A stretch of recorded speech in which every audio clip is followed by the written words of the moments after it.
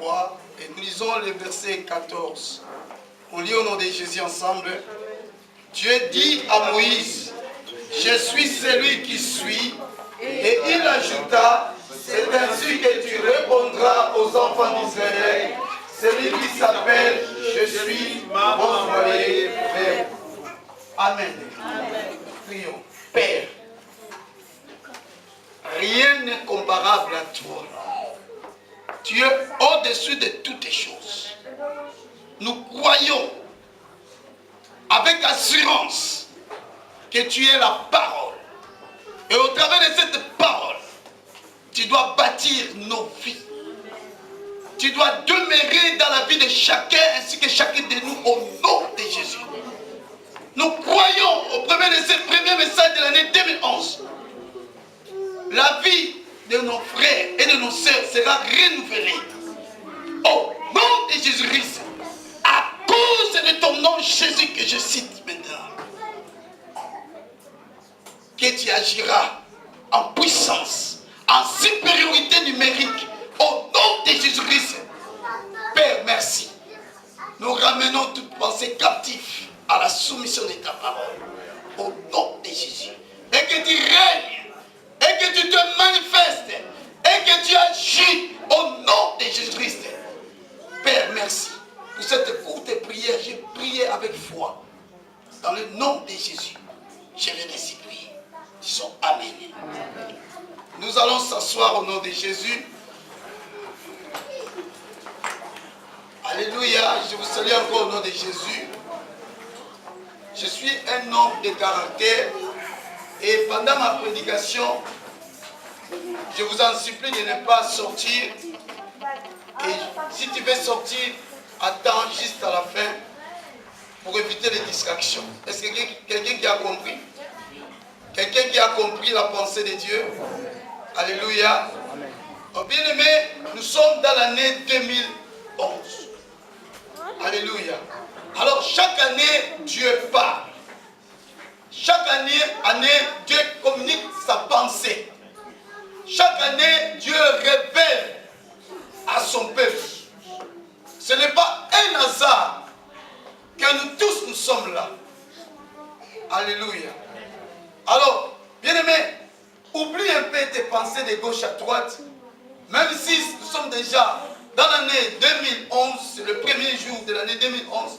Mais fais un effort à être connecté avec l'Esprit de Dieu, à disposer ton temps, à disposer tes pensées vers l'Éternel.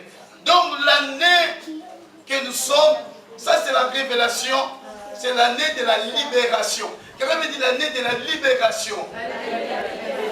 Je vais entendre encore l'année de la libération.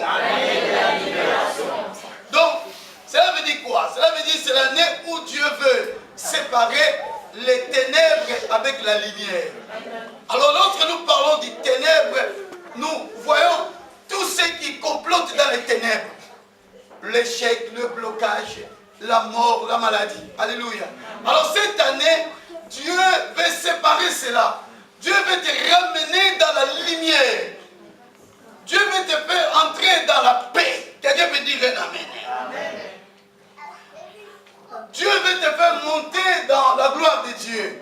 Parce que cette année, comme la Bible nous parle dans AGD, et la Bible nous dit, la gloire de cette dernière maison sera plus grande. Donc cette année, cette parole biblique sera accomplie dans ta vie. Quelqu'un peut dire encore un amen. Amen. Donc l'année 2011, c'est l'année où nous voyons le chiffre 1 qui est précédé encore d'un chiffre 1. Alléluia. Alors, spirituellement, Dieu était un avec le Fils.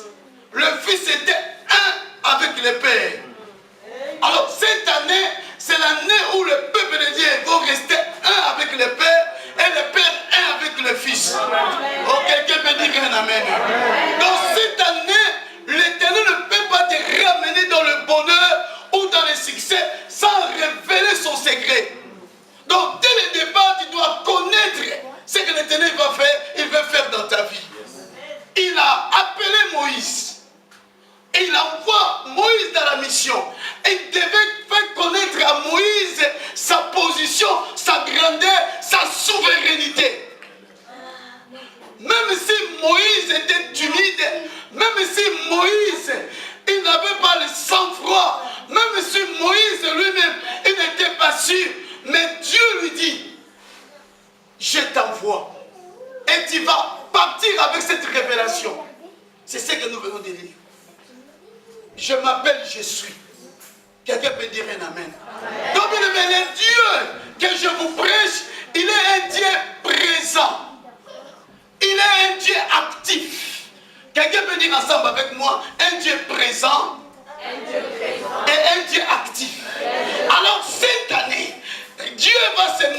rester dans le présent et Dieu sera actif dans ta vie.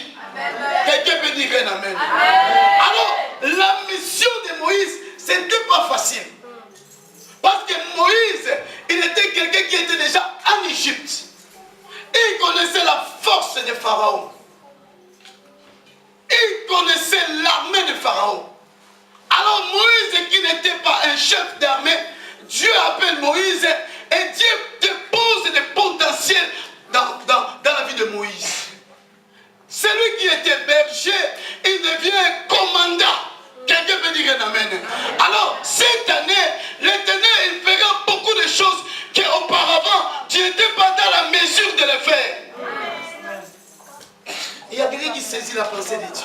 Amen. Alléluia. Je ne veux pas, bien aimé, tu continues cette année 2011 dans l'ignorance. Il faut que tu puisses avoir la connaissance, parce que Dieu qui t'envoie, Dieu, il t'envoie vers tes ennemis, il t'envoie vers tous ceux qui arrivent à manigancer des complots pour toi, ramener la mort dans ta vie. Et Dieu dit, tu partiras avec cette parole, que tu es avec un Dieu qui est présent et actif. Quelqu'un peut dire amen. Bien-aimé, je crois à ce Dieu. Pendant le témoignage, je pouvais témoigner. Parce que c'est un témoignage, j'ai déjà témoigné à mes enfants dans l'église CACA et même dans l'église Fête de l'Éternel. Pendant les séminaires, pendant ma prédication, j'avais essayé de témoigner. Alléluia. Mais comme j'avais promis au peuple de Dieu, le 31, je dois témoigner sa grandeur. Avant de continuer ce message, je veux bien aimer que tu puisses comprendre la grandeur de ce grand Dieu que je prêche. Amen. Il est tellement fort. Nous disons tout ce qui se passe dans nos vies, nous déclarons que c'est le surnaturel. Mais devant lui, c'est naturel. Amen. Alléluia. Bien-aimé, ce Dieu-là est tellement merveilleux. Quand l'année 2010 a commencé, j'étais victime. Un jour, j'étais dans l'église que Dieu m'avait donné grâce de bâtir à Paris. De mon retour, bien-aimé, je faisais que pipi dans la route. Or, j'étais déjà victime de la diabète. Alléluia. Là, j'ai prié, j'ai prêché la parole et Dieu s'est glorifié et il y a eu le surnaturel s'est manifesté. Alors de mon retour, j'ai dit à mon épouse, comme j'ai l'habitude de voyager à chaque fois avec mon épouse, même si j'ai fait des voyages à Kinshasa, des grandes campagnes, priez aussi pour moi pour les campagnes de 2012. J'ai une grande campagne au boulevard Triomphal à Kinshasa. Alléluia. Alors nous faisons route ensemble avec mon épouse, nous étions ensemble et j'ai dit, maman, ça ne va pas. Dès que je suis rentré, je suis parti à l'hôpital. On m'a dit, le taux de sucre est monté. Alléluia. Alors, mais tu devais déjà mourir. Parce que c'était déjà dans le 800. Alors, ceux qui connaissent cette maladie, quand le taux de sucre arrive à 800, alléluia, donc tu peux tomber. Alléluia. Gloire à Jésus. Quelqu'un me dit gloire à Jésus. Gloire à Jésus. Alors, le docteur m'a examiné, il m'a interné et je devais rester à l'hôpital à peu près 2 semaines. Et après, le docteur m'a dit, à partir de maintenant, désormais, tu vivras avec l'insuline. Quelqu'un me dit insuline. Donc il devait mettre des piqûres matin, midi, soir, 5 fois par jour. Alléluia. Et j'ai commencé à le faire. Alléluia. Un jour, je suis venu à l'église, j'ai prêché. J'ai eu le vertige. Je suis entré au bureau, j'ai mis l'insuline. Et j'ai dit, Seigneur, tu t'appelles Je suis. Amen. Dis ensemble avec moi, il s'appelle Je suis. Bien-aimé, il faut croire à ces grands dieux. J'ai dit, Seigneur, je veux montrer à ces grands dieux tout ce que je fais pendant mon ministère. Ça fait 18 ans que je prêche la parole. J'ai dit, Seigneur, j'ai beaucoup investi pour toi. Pourquoi ces choses? Pourquoi cette maladie? Et Jésus m'a dit, je suis là. Je suis actif. Bien-aimé, le Dieu que je vous parle, quelle que soit ta situation, alléluia, même si tu ne vois pas la victoire maintenant, Dieu est au courant. Il est un Dieu de temps et il agit parce qu'il est un Dieu actif. Alléluia. Alors, un jour, j'étais dans ma maison, j'ai prié et j'ai eu l'assurance que Dieu m'a guéri. Je suis parti voir le docteur. J'ai dit, j'arrête l'insuline. Il m'a dit, mais non, tu dois mourir. J'ai dit, il m'a dit, fais encore l'examen. Ils ont fait l'examen, ils ont dit, mais non, il n'est pas diabétique. Le docteur m'a dit, mais non, tu n'es pas diabétique. Il m'a dit, fais encore l'examen. Il m'a envoyé dans un hôpital Saint-Luc, je ne sais plus. Ils ont déclaré, il n'est pas diabétique. Alors le docteur a changé, il a dit, c'est un type de diabétique, type africaine. Alléluia, il a changé son langage. Il a changé sa façon de parler. Alléluia. Et Dieu m'a dit, acclamez Jésus. Acclamez Jésus. J'avais dit à Jésus, je ne veux pas prêcher à Kinshasa avec cette maladie. Ou bien tu n'es pas présent, ou bien tu es présent. La Bible dit il est omnipotent, omniprésent, omniscient. La Bible dit dans Hébreux 13, verset 8, il n'a pas changé.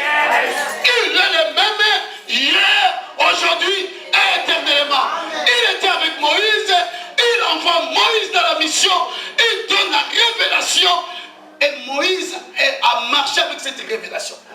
Beaucoup des enfants de Dieu échouent parce qu'ils ne marchaient pas avec la révélation de Dieu.